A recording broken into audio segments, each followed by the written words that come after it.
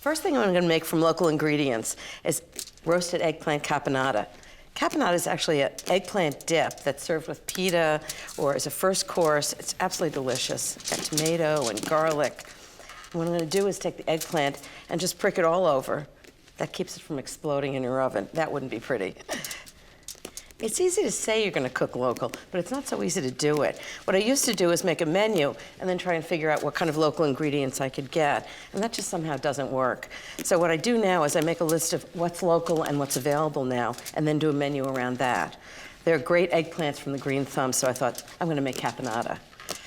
So it's pricked all over. I'm just gonna rub it with olive oil. Just drizzle it on. Doesn't have to be an exact amount. And just rub it all over with your hands. It's a good messy job.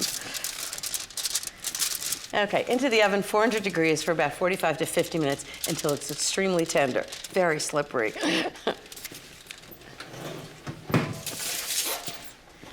And in the meantime, I want to show you how fabulous the Green Thumb farm stand is. I love it. They made a video for me. Hi, Ina. I'm Larry from the Green Thumb Farm. We're trying to save the ever-decreasing farmland of the East End. We're committed to making a difference here, and we believe we have. Hi, my name's Jo, and while my brothers are out in the fields, I'm working in the farm stand. Come on in. We sell everything we grow and harvest it daily. Lots of vegetables, fruits, flowers, and lots of fresh herbs. Of course, we grow lots of different kinds of eggplant on our farm. However, this is the one that Ina picked. So here's my Green Thumb eggplant. It's all roasted and cooled. And now I'm just gonna peel it. Once it's cooked, it's so easy to get the skin off. Caponata is a great vegetarian dish. It's also a good appetizer. Okay, so I'm just gonna chop it up. Very juicy, it's perfectly cooked. Just put it in the food processor, and then I'm gonna put lots of other things in it to give it so much flavor. Okay, next is red peppers. So this jar is about 12 ounces and I need 4, so about a third of a jar. And half a cup of good green olives. This is the time to really get good olives. These are marinated and they're pitted, which is great. About a half a cup.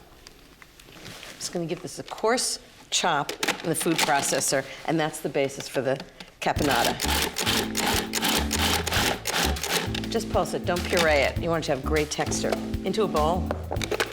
And then I'm gonna add all kinds of great flavors. So next, I'm gonna saute some onions. I need about a tablespoon of olive oil. I've got a cup of onions. Got them all chopped up.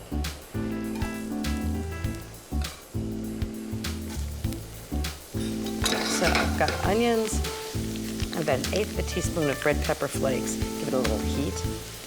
It is Sicilian after all. I need about 3 tablespoons of chopped parsley. And this is gonna go in at the end. It's gonna give it a really nice fresh taste. Okay, that's the parsley. Let's see how the onions are doing. Perfect. They're really tender. They're just starting to color. Now I'm gonna add a tablespoon of chopped garlic. That's about 3 cloves. Give it a toss. And this just goes right into the eggplant mixture. Does that smell good? Next, toasted pine nuts. I've got 2 tablespoons. Just dump them right in. 3 tablespoons of chopped parsley. 2 tablespoons of tomato paste. This just gives it a really good tomato flavor.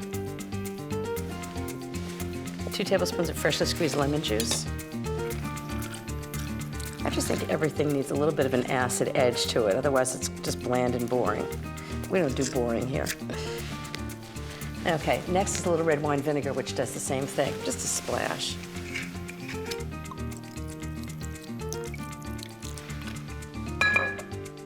About 2 tablespoons of drained capers. 2 teaspoons of salt. 1½ teaspoons of pepper.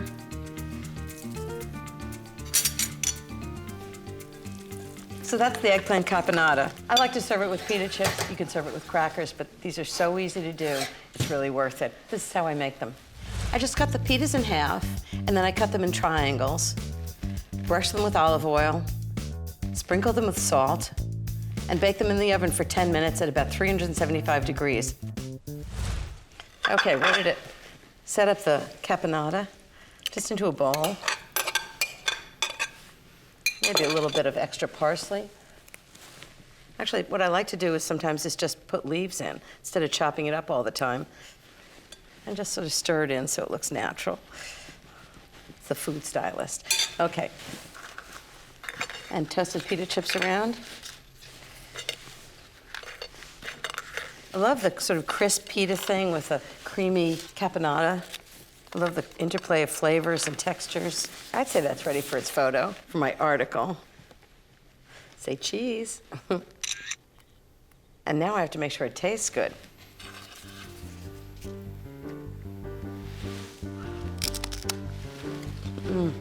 It's so good. You get really clear eggplant flavor.